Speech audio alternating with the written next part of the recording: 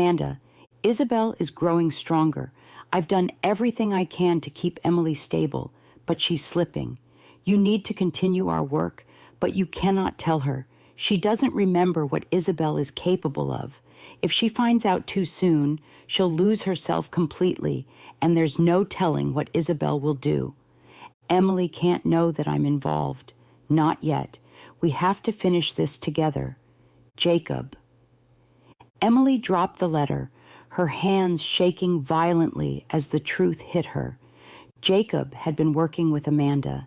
He had known about her dissociative episodes all along. He had been helping Amanda monitor her, tracking Isabel's return. But why? Why had he kept this from her?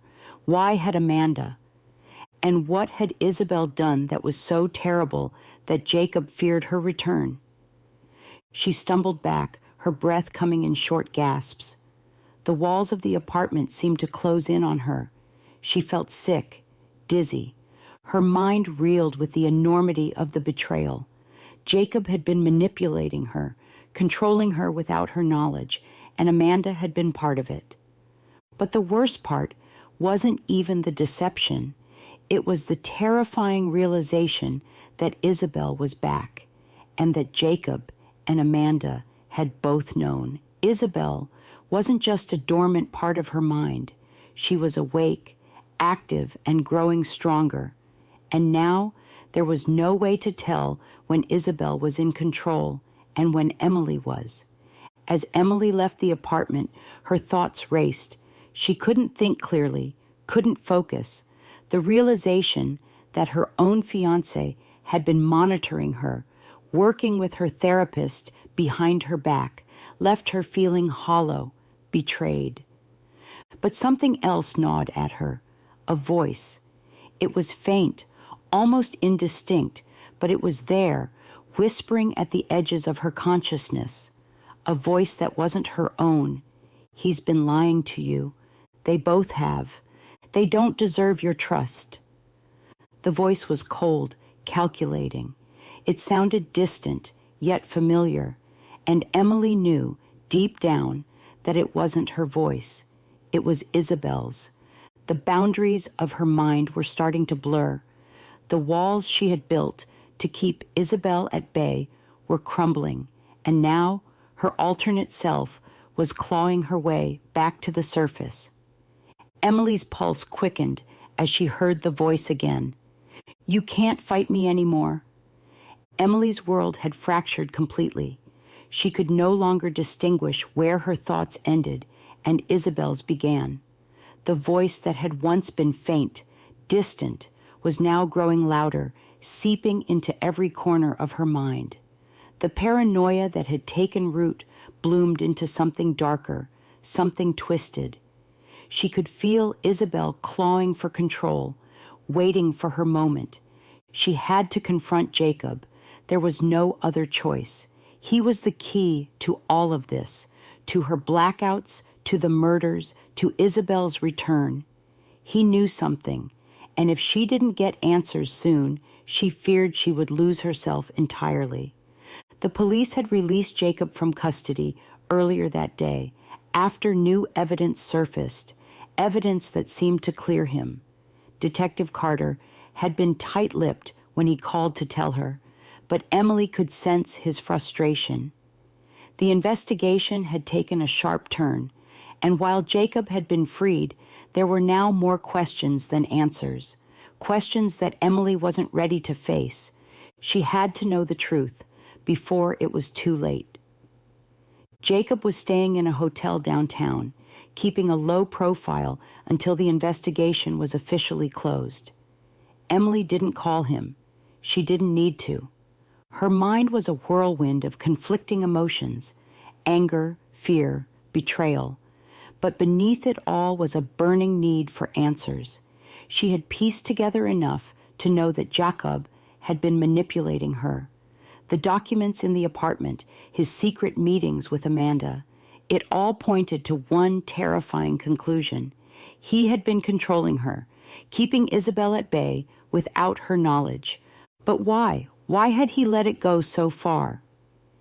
Emily arrived at the hotel, just before midnight, her mind buzzing with the incessant whisper of Isabel's voice. It wasn't just a voice anymore. It was a presence, lurking just beneath the surface, pushing her, guiding her. He's been lying to you. Confront him. She knocked on the door of Jacob's room, her heart pounding in her chest. When he opened the door, his face was drawn, exhaustion etched into his features. But there was something else there too, relief. He stepped back to let her in, but she didn't move. "Emily," he began, but she cut him off. "You've been lying to me," she said, her voice trembling with barely contained rage. "I found the apartment. I found the files. You and Amanda, you've been working together this whole time." Jacob's face paled, and for a moment she saw a flicker of fear in his eyes. "Emily, let me explain." "Explain what?" she snapped, stepping into the room, the door slamming shut behind her.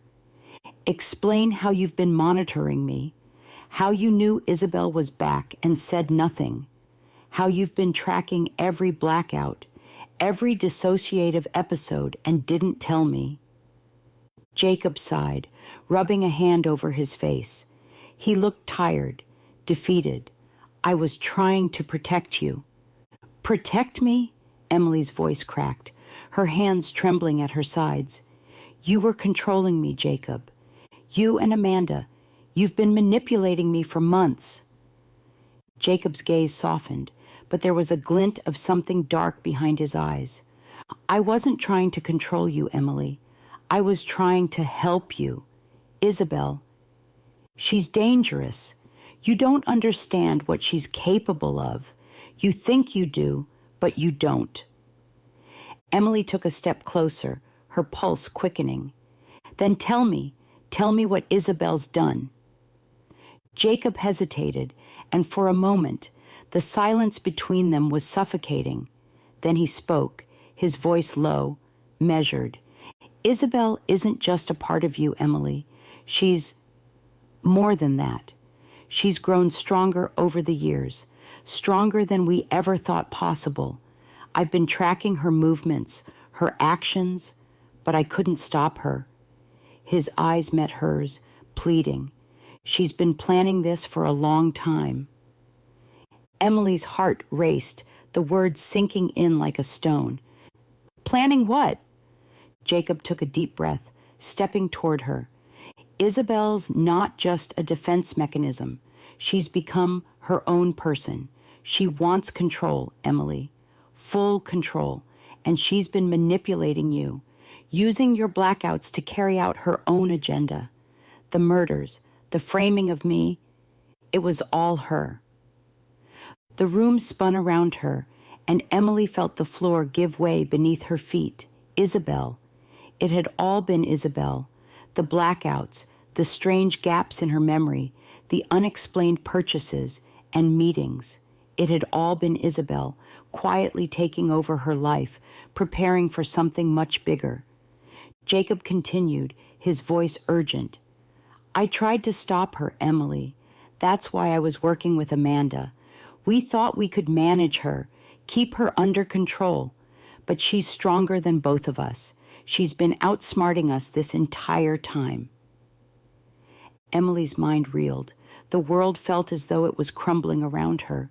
Isabel had been planning this all along. She had been watching, waiting, and now she was closer than ever to taking full control.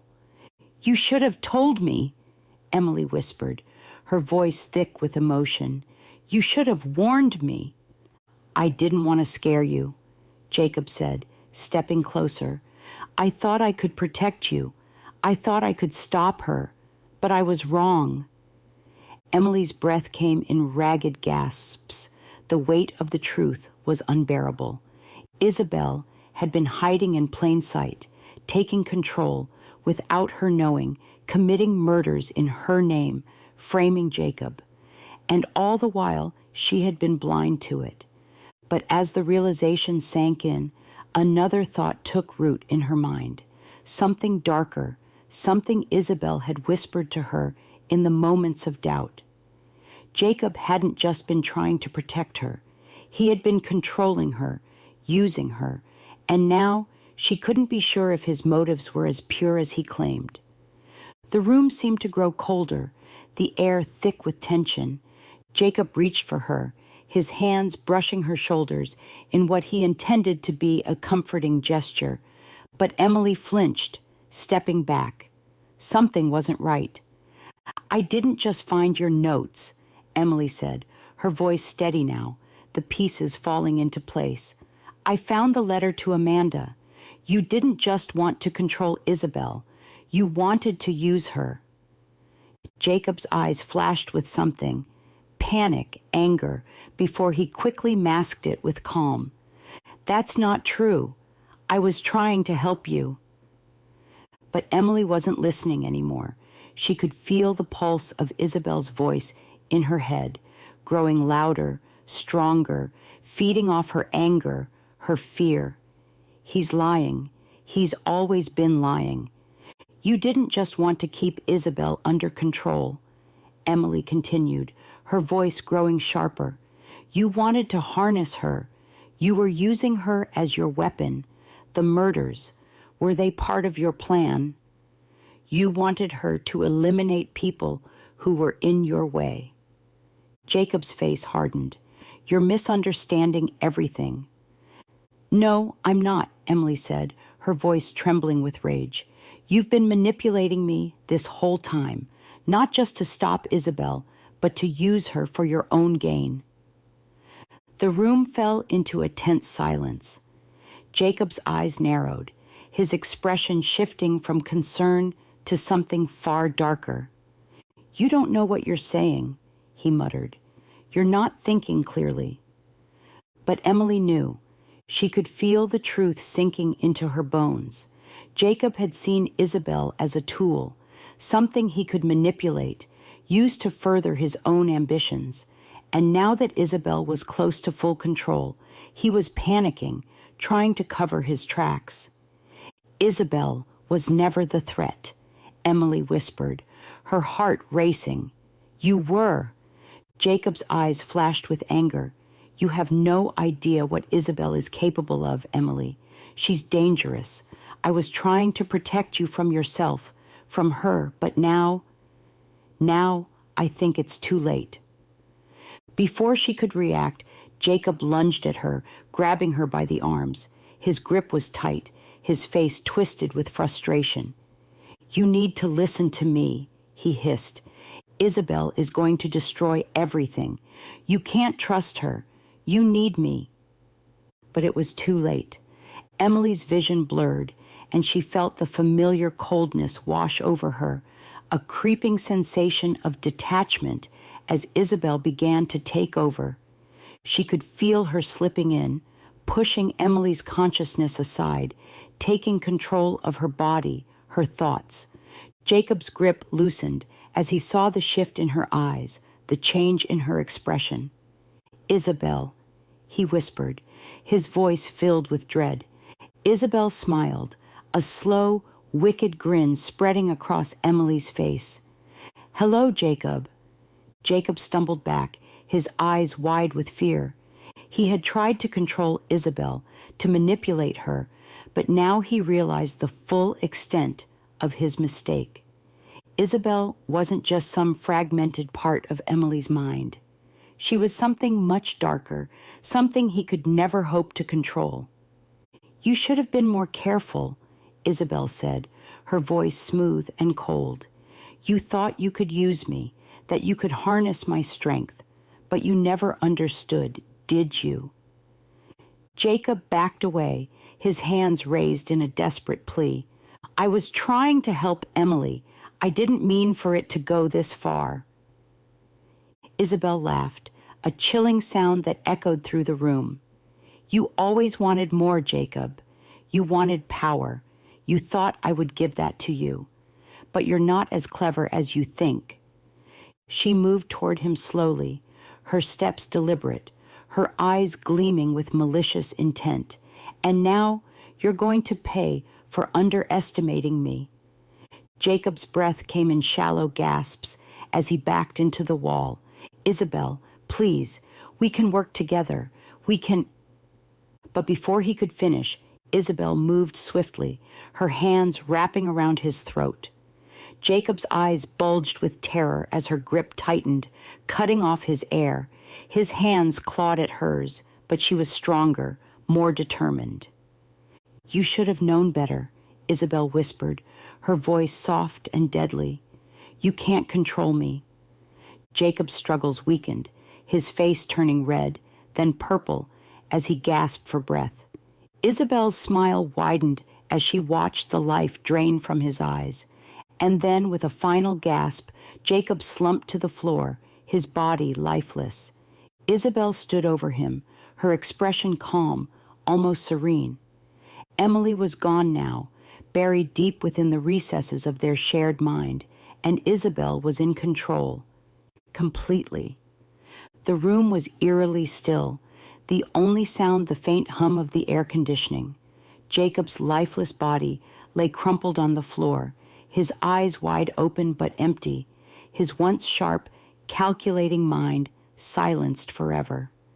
The weight of what had happened pressed down on the room, but Isabel, standing over him, felt nothing. Emily had been buried deep, locked away in a mental prison from which there was no escape. Isabel had taken full control now, her presence dominant, her influence total. The chaos and paranoia that had plagued Emily for weeks were gone. In its place was cold, calculated clarity, Isabel's clarity. She glanced down at Jacob one last time, a small, satisfied smile tugging at the corners of her lips. He had thought he could control her, manipulate her like a pawn in his twisted game, but Jacob had underestimated her, underestimated the power of a mind fractured by trauma, and how far that mind would go to protect itself. The old Emily, the weak, fragile version of herself, was gone now. Isabel had been born out of necessity, a shield that Emily's subconscious had created to survive the horrors of her past. But over the years, Isabel had grown stronger, more independent, more calculating. She had watched from the shadows as Emily tried to build a life, tried to pretend she was healed. But Emily's mind had always belonged to Isabel, and now there was nothing left to hold her back. Isabel calmly wiped her hands on a towel and surveyed the room. Everything had been meticulously planned. She knew the police would eventually arrive, but when they did, they would find a scene that told a different story, a story of self-defense.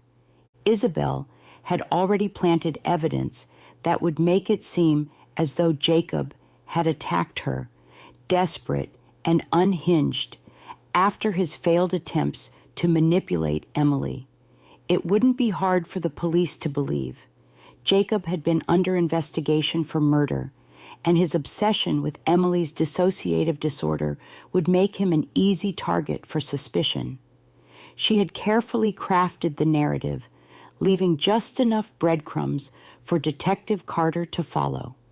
When the police found her, she would be the victim, shaken but alive, having narrowly escaped Jacob's final violent outburst.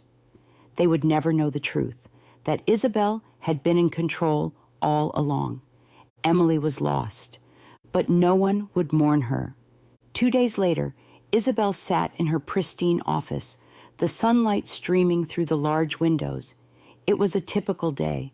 Her clients came and went, unaware of the storm that had just passed.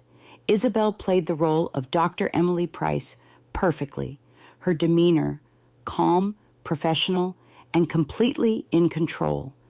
Detective Carter had come by the day after Jacob's death, offering his condolences and asking a few follow-up questions. He had been suspicious, of course. Carter was always suspicious. But Isabel had played her part well. She had cried, shaken with the horror of what had happened. She had told him how Jacob had snapped, how he had tried to hurt her, and how she had only defended herself out of desperation. The evidence had backed her up. Jacob's fingerprints on the weapon, his erratic behavior in the days leading up to his death. Carter had eventually left, satisfied that Jacob had been the true monster all along. As she sat in her office, Isabel smiled to herself. Everything had gone exactly as planned. With Jacob gone, Isabel felt an overwhelming sense of freedom. She no longer had to pretend to be someone she wasn't. She no longer had to fight for control. This was her life now, her body, her mind. Emily had been nothing more than a shell, a mask that Isabel had worn to navigate the world. Now, the mask had fallen away, and the world would know her true face. But Isabel was clever. She knew how to hide in plain sight. She would continue to live as Dr. Emily Price, the successful psychologist with a reputation for brilliance. She would continue to see clients, help them navigate their own fractured minds, while all the while she would remain in control. Complete, absolute control. There would be no more blackouts, no more dissociation. Isabel had won. Months passed and life went on. Isabel's mind was sharp, her focus unwavering. She no longer felt the fear and confusion that had once plagued Emily. Her actions were calculated, deliberate, each step carefully planned. The murders, the framing of Jacob, it had all been necessary, a means to an end. One evening, Isabel sat alone in her apartment, sipping a glass of wine as she watched the city lights twinkle outside her window. She thought of everything that had happened, of how far she had come, and a sense of satisfaction settled over her. But as she gazed into the darkness, she felt a flicker of something, a faint, almost imperceptible whisper at the edge of her consciousness. Emily. The name sent a shiver down her spine. For a moment, Isabel froze, her grip tightening around the glass. She had buried Emily deep, locked her away in the recesses of their shared mind, where she could no longer interfere. But now there was a stirring, a faint echo of the woman who had once controlled this body. "You can't win," a voice whispered in the back of her mind. Emily's voice. Isabel's eyes narrowed. "You're not real," she whispered, her voice hard and cold. "You're gone. You don't exist anymore." But the voice persisted, growing stronger, louder. "I'm still here." Isabel's heart raced, and for the first time in months, she felt a tremor of fear. Emily hadn't disappeared. She had been buried, yes, but not destroyed. Somewhere, deep within their fractured mind, Emily was still fighting, still struggling to break free. The glass slipped from Isabel's hand, shattering on the floor. "You can't hide from me forever," Emily's voice whispered. Isabel clenched her fists, her mind racing. She had won. She was in control.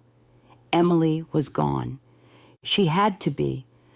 But the voice was there, lingering in the shadows, reminding Isabel that the battle wasn't over.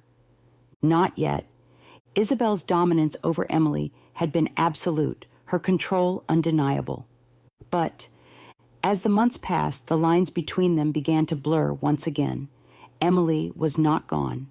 She was still there, lurking in the darkest corners of their shared mind, waiting for her chance to reemerge. The world saw Dr. Emily Price, the brilliant psychologist, the composed, collected professional. But behind the facade, a war raged within, a war between two fractured halves of the same mind. Isabel had won the first battle, but the fight for control was far from over. And deep down, Isabel knew it. The fracture remained.